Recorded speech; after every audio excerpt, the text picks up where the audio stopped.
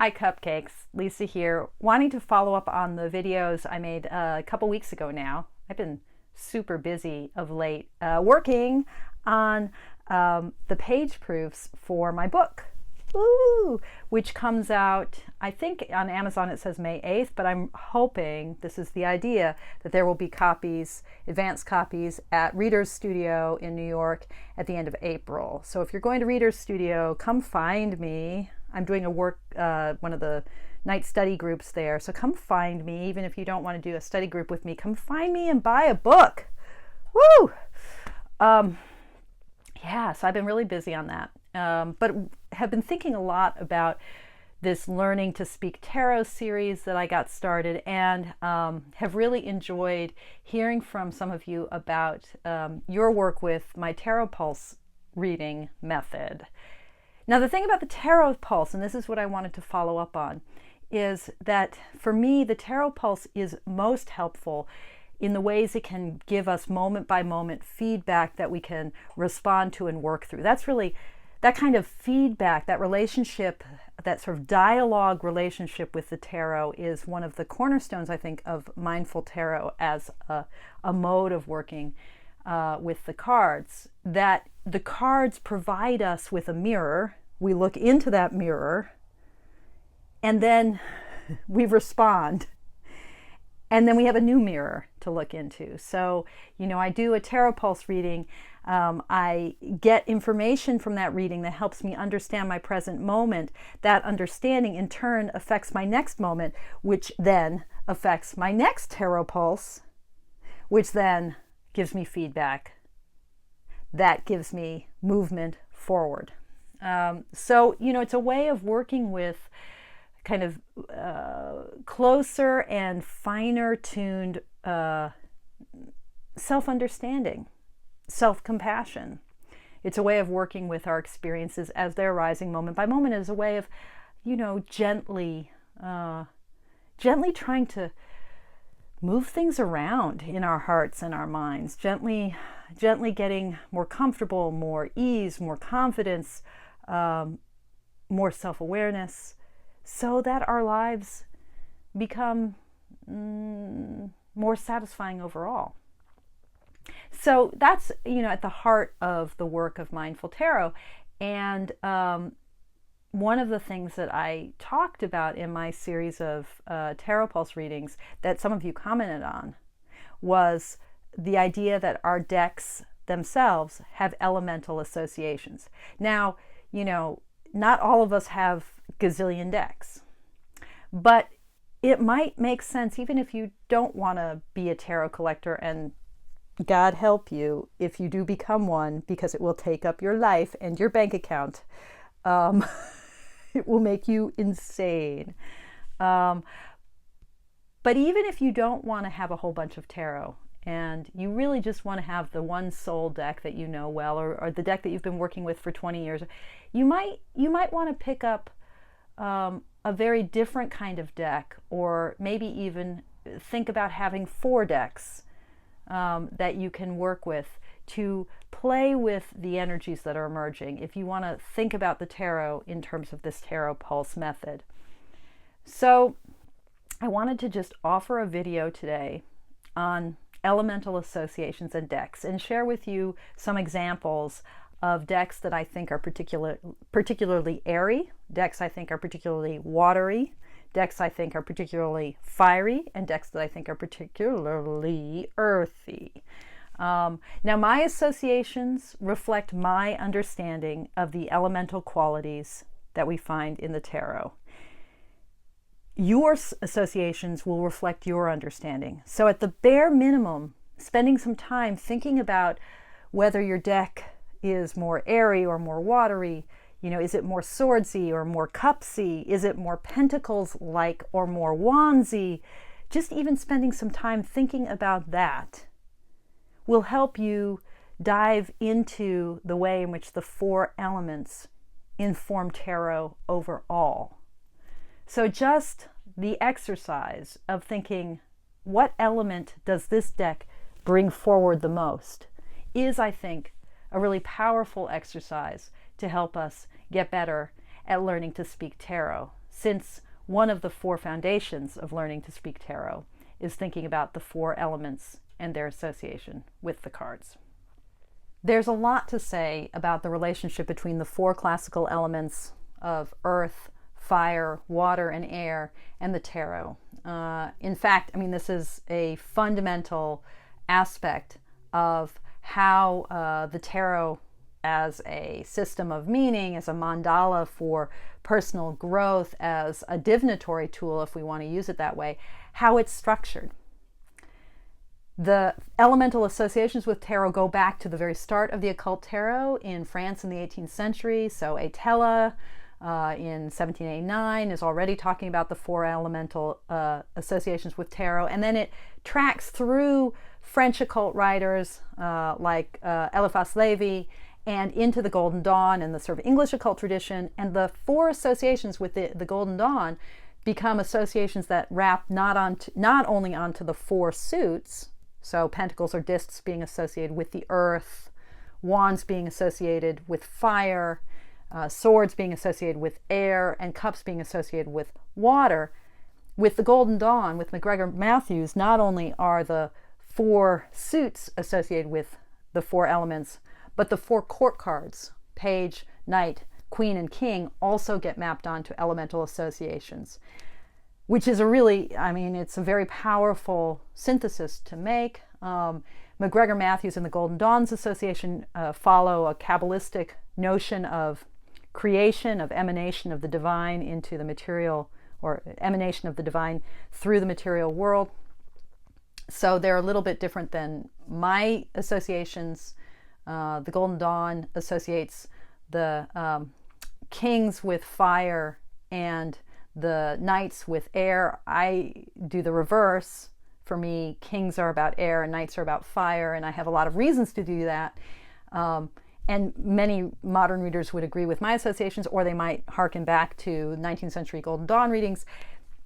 You know, it doesn't so much, in the end, I want to say it doesn't so much matter. What matters, though, is that there's this opportunity to connect not only the 4 suits with the 4 elements, but to connect the 4 courts with those elements. And so we get this kind of cool thing where, you know, if queens are water and the cups are water, then in any of the 4 suits, queens bring forward a kind of cupsiness into that suit. We get a possibility for a kind of doubled way of thinking about the elements in relationship to the minor arcana. It's super cool, it's super fun, and it's something that each of us can dive into. A lot more to say about that. There will be videos about that, I promise, although I'm not sure when, but there will be videos about the 4 elements, at least one more video. But today I want to talk about specifically thinking about individual decks as having elemental associations, right? And this is so idiosyncratic and particular. My associations will not necessarily be your associations. But my invitation to you is that nonetheless you start thinking about whether your decks, the decks that you use, the decks that you like, whether each of your decks is more airy or more fiery or more watery or more earthy. And that in doing that task of kind of assessing the elemental quality of a given deck, what I invite you to begin to notice is how you're understanding the elements, and thus also how you're understanding your 4 minor arcana suits or your 4 court figures, right? The more we think about, well, is this deck airy or not, the more we come to understand both that element and then also the suit association with that element and the court association with that element. So this is work that helps us hone our understanding and our intuitions about the tarot as a whole. How cool is that? It also then begins to be a way for us to start to work with any given reading to see what energies are being promoted within a reading and how the imagery I want to say subject ourselves to or acquaint ourselves with in another deck, how that might further amplify what's already brewing or how that may like subtly shift things. You know, how can our choice of decks, how can they help us stir the pot, as it were? Okay. So today I'm just going to suggest some associations that I see with some decks, and that will give you a sense of how you might play this game at home.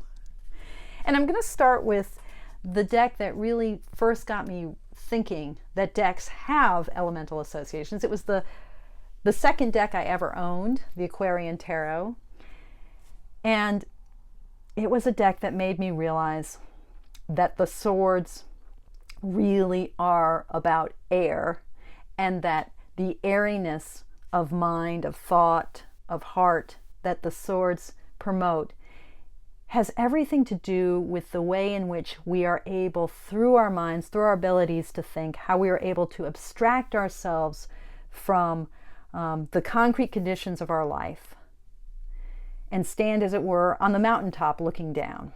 So the Aquarian Tarot, and not because it's Aquarian. I mean, Aquarius is an air sign, but not, I think, because it's Aquarian so much. But the Aquarian Tarot, because of its imagery, well, maybe because it's the Aquarian Tarot, actually, as I think about it, but because of its imagery, because of its style, is a deck that seems very still, like all of the images feel really static and really, really like viewed from a mountaintop, like that kind of stillness that comes over a scene because we're looking at it, you know, from way up high. We've got a bird's eye view on what's going on, and from that perspective things don't look so bad. So a certain kind of aloofness or detachment. This deck feels kind of detached. It all has a quality of a kind of Four of Swords suspension to it. And, you know, incidentally, all of these clouds that we see and the way that the white of the background gives a feeling of a kind of a sky expanse above everything. This to me is what makes this deck, no matter whether we're looking at the Ten of Pentacles or the Ten of Swords or the Page of Swords, this deck feels cool, distant, removed, and very, very airy. The Aquarian Tarot, an airy deck. And consequently a swordsy deck, or from my perspective where I associate the kings with air, a very kingly deck. A deck that's about a kind of the majesty that comes from sitting on high looking down over the plains, so slightly detached.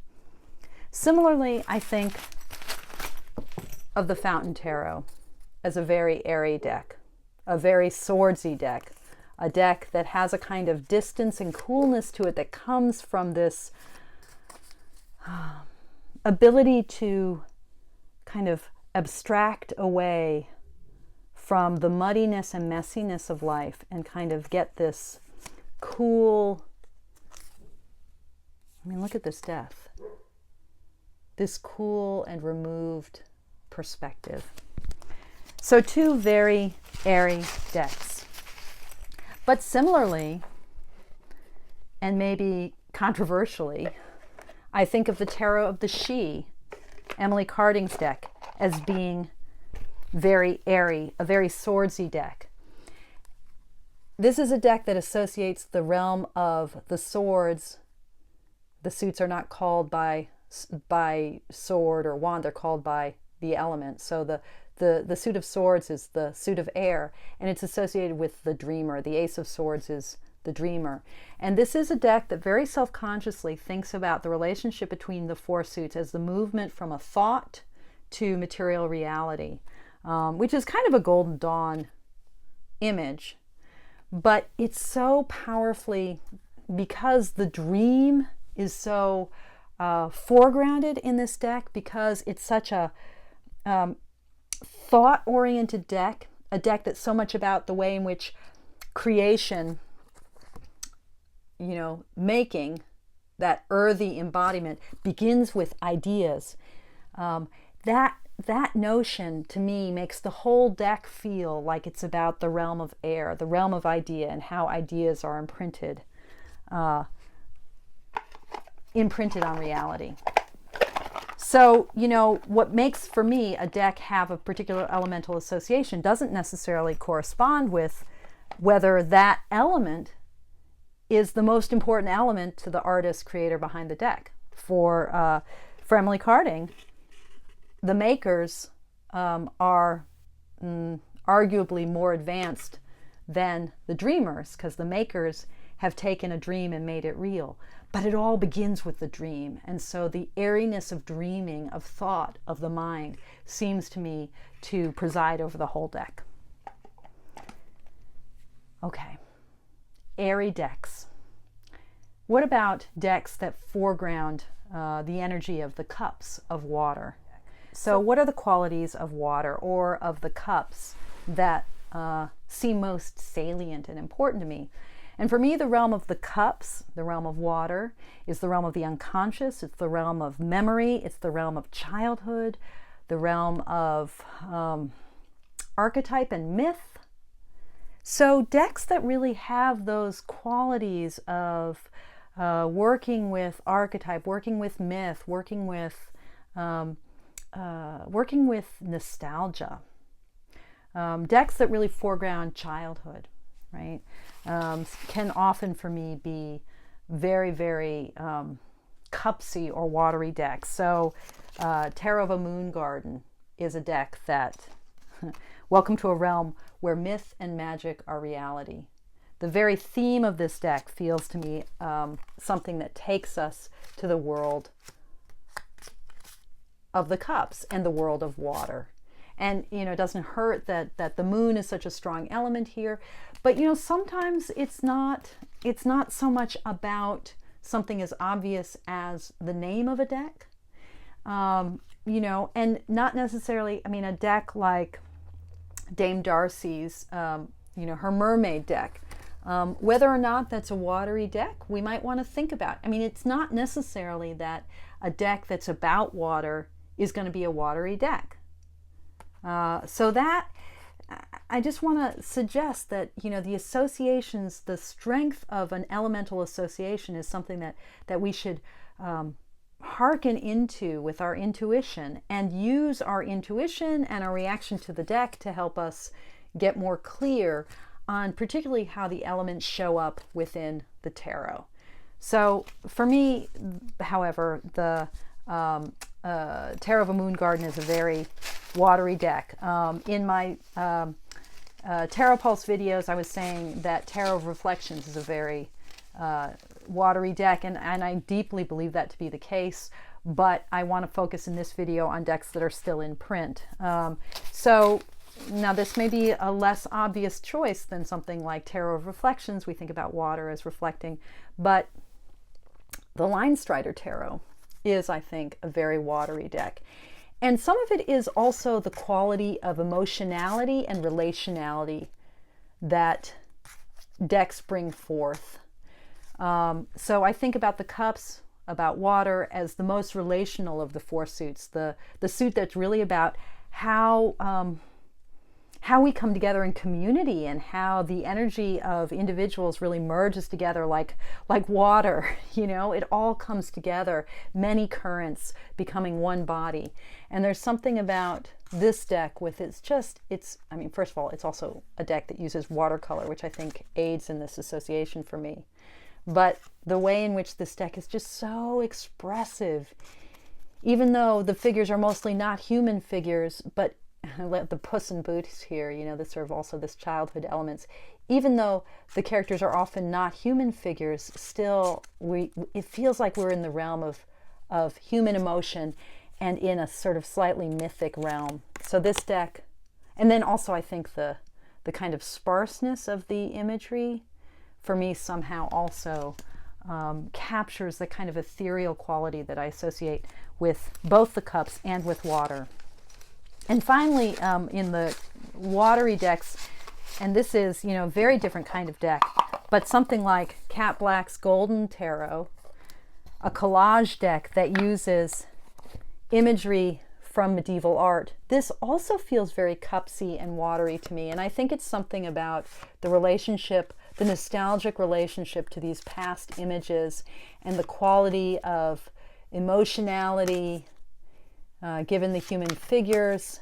But I almost always found myself thinking that fine arts decks or decks that use art in collage end up being pretty cupsy. So, you know, something like the Victorian Romantic Baba Studios deck, that would also be a deck that I would think of as a watery deck. Again, these are my associations. I offer them as a kind of example of how you might want to dive into your associations. So, airy decks, watery decks. What about fiery decks? So, I've talked about this in my Balancing Tarot video, but you know, I definitely think about Maggie Stiefvater's deck as a deck that's full of fire energy, very wandsy deck, a deck that's all about vigor and creative process.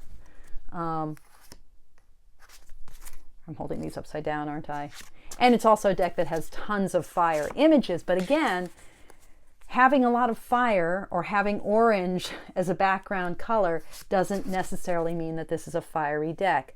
To me, what makes it fiery more than anything else is the sense of vigor and the forcefulness of it, the emphasis on creative process that imbues the themes of this deck and the themes of the books that the deck is based on, the Raven Boy cycle. Whoops.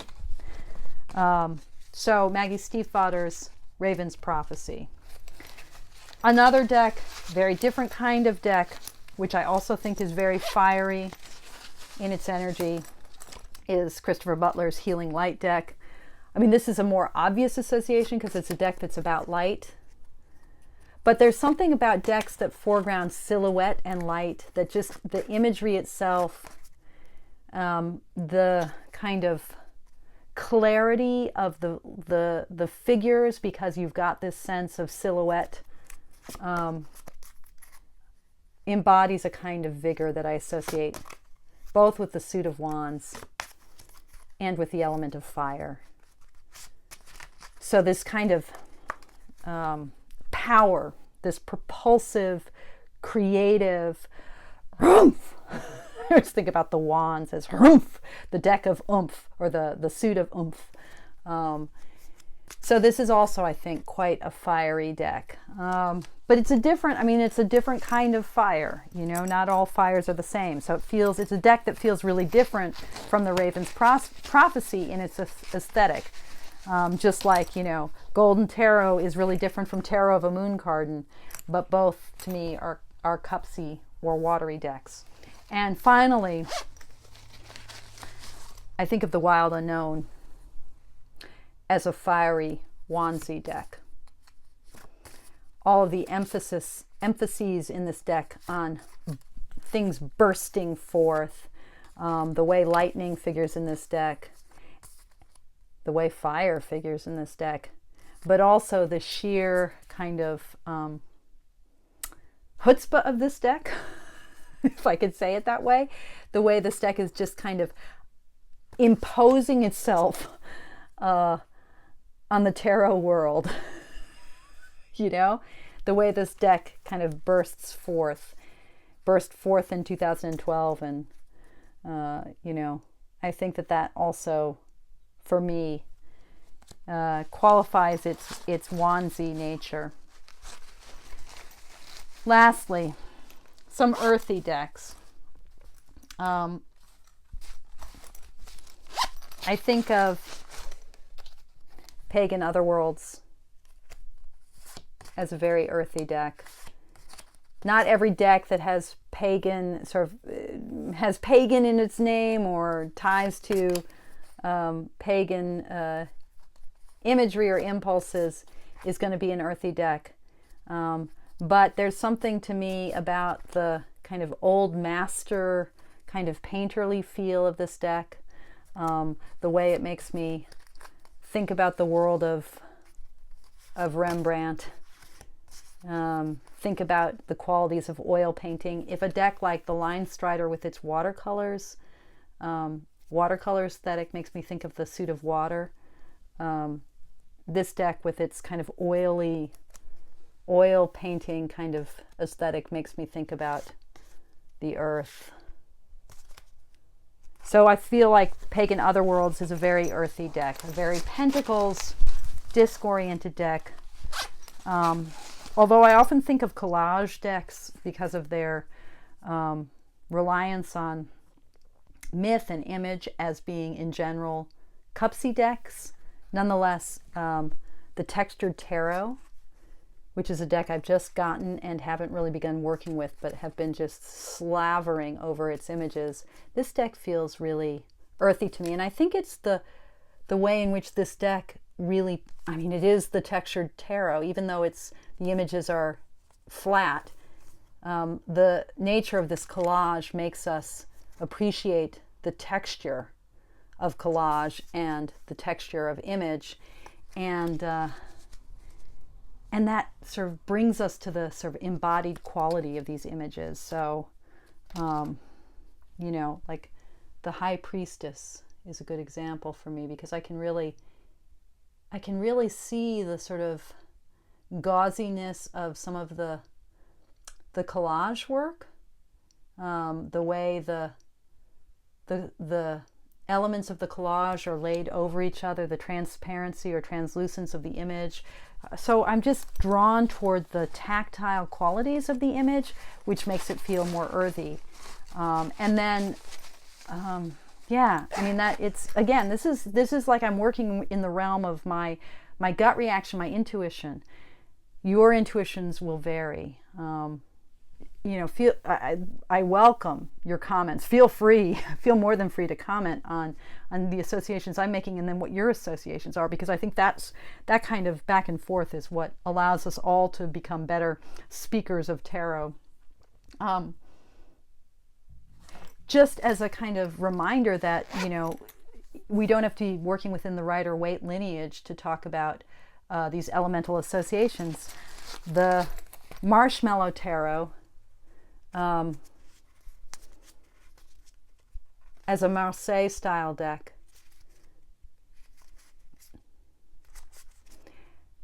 I haven't decided. I think if I think about my two favorite recent Marseille style decks, this one feels to me rather cupsy because of its coloring, but I could also make a case for it being a really earthy deck, because of the qualities, the way in which the images seem more anchored and rooted, less abstract than your average Marseille Tarot. But the Maria de Celia, which I don't have handy. Where is it? I don't have it handy. The Maria de Celia, oh, I think it's in my backpack. The Maria de Celia tarot, that Marseille tarot definitely feels earthy to me. So, you know, this isn't just a kind of exercise to do with our Rider-Waite decks. It's also an exercise we can do with any of our tarot decks. Finally, I would say, you know, not all decks, you know, like I couldn't say whether the Waite-Smith is, in general, is one element or another. I would say, though, the Centennial, and particularly the Borderless that I'm holding right here, is a very earthy version of the Waite-Smith. And that, for me, has everything to do with both the palette and then also the texture that the kind of antiquing process of the coloring gives to the backgrounds. Okay, so there you go. Some very idiosyncratic, perhaps, associations of elements with decks, but I invite you all to dive into this kind of exercise and explore in your own collection, explore the possibilities for elemental associations with your tarot decks, and how those elemental associations might allow you to stir the pot in any given reading, to say, I think I need more earthiness in my reading today, and to bring forward your decks accordingly. Many of us already do this with, you know, trying to work with decks that promote shadow qualities more. So we might like pick up our Nicoletta Ciccoli and try to work do some shadow work. I'm saying we can do this much more pervasively all the time as we work with the energies that are arising, and doing so will help us understand the energies of the tarot itself. Okay, hope that made sense. Love to hear your thoughts below. And as always, thank you guys for your practice.